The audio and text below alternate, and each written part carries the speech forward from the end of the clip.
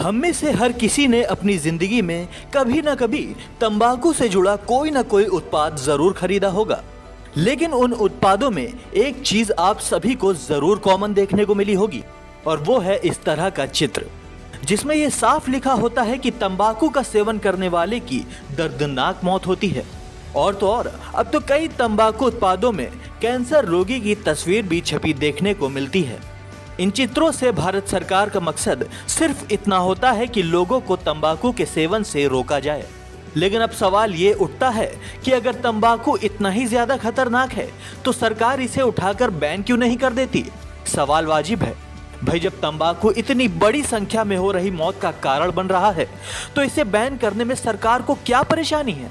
चलिए अब हम आपको इसके पीछे की 3 बड़ी वजह बताते हैं। दरअसल तंबाकू उद्योग या टोबैको बिजनेस सरकार के लिए बहुत बड़ी नकदी गाय है।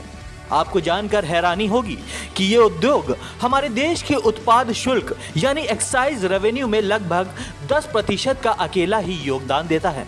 इसके साथ ही सरकार ने जीएसटी लागू करते हुए तंबाकू उत्पादों पर 204% मुआवजा उपकर यानी कि कॉम्पेंसेशन सेस भी लगाया है। तो कुल मिलाकर कहें तो सरकार के लिए तंबाकू उद्योग का बैन करना मतलब अपनी मोटी कमाई को खत्म करना होगा। और सरकार इस उद्योग से आने वाली मोटी कमाई कोई अपने लिए नहीं रखती, बल्कि घूम फिरा कर विकासवादी प्रोजेक्ट्स में इन पैसों को लगाकर हमें ही देती है। तो ये एक बड़ा कारण है जो सरकार इस उद्योग को बैन नहीं कर सकती। इसके अलावा दूसरा बड़ा कारण है इस उद्योग से पैदा होने वाला रोजगार। जी हाँ, तंबाकू का उद्योग देश की एक बड़ी आबादी को रोजगार देता है। भारत की लगभग 5% जनसंख्या तंबाकू की खेती करती है। 5% यानी कि सीधे तौर पर 5 करोड़ से ज्यादा लोग इस रोजगार से जुड़े हैं। तंबाकू की फैक्ट्रियां ज्यादातर ग्रामीण क्षेत्रों के लोगों को रोजगार देती हैं। वे, उनके माता पिता, उनके दादा दादी, यहाँ तक कि उनके परदादा भी यही काम करते चले आ रहे हैं। उनके पास पैसा कमाने का कोई और हुनर नहीं है। ऐसे में सरकार उस व्यवसाय को मारने का आदेश कैसे दे सकती है जो उनके परिवारों को भोजन दे रहा है? ऐसे उत्पादों पर प्रतिबंध लगाने से लोगों की रोजी रोटी का नुकसान होगा। तो ये भी तंबाकू उद्योगों को बैन ना करने का दूसरा बड़ा कारण है। और अगर आप उनमें से हैं जो ये सोचते हैं कि सिगरेट और अन्य तंबाकू उत्पादों पर प्रतिबंध लगाने से सदियों से चली आ रही इस प्रथा का ही अंत हो जाएगा, तो हम आपको बता दें कि आप पूरी तरह से गलत हैं। तंबाकू उत्पादों पर प्रतिबंध लगाना सीधे तौर पर काला बाजारी को जन्म देना होगा। उदाहरण के तौर पर अमेरिका को ही ले लें। 1920 के दशक में अमेरिका में शराब पर प्रतिबंध लगा दिया गया था।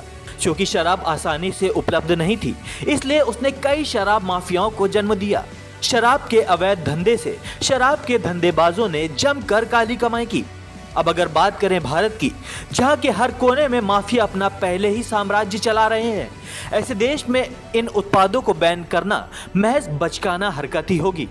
तो कुल मिलाकर इसका निचोड़ कुछ ऐसा निकल कर आता है कि तंबाकू से खुद को सुरक्षित रखना एक व्यक्ति पर ही निर्भर है, लेकिन अगर राष्ट्र की दृष्टि से देखें तो इसका उद्योग आर्थिक हित है।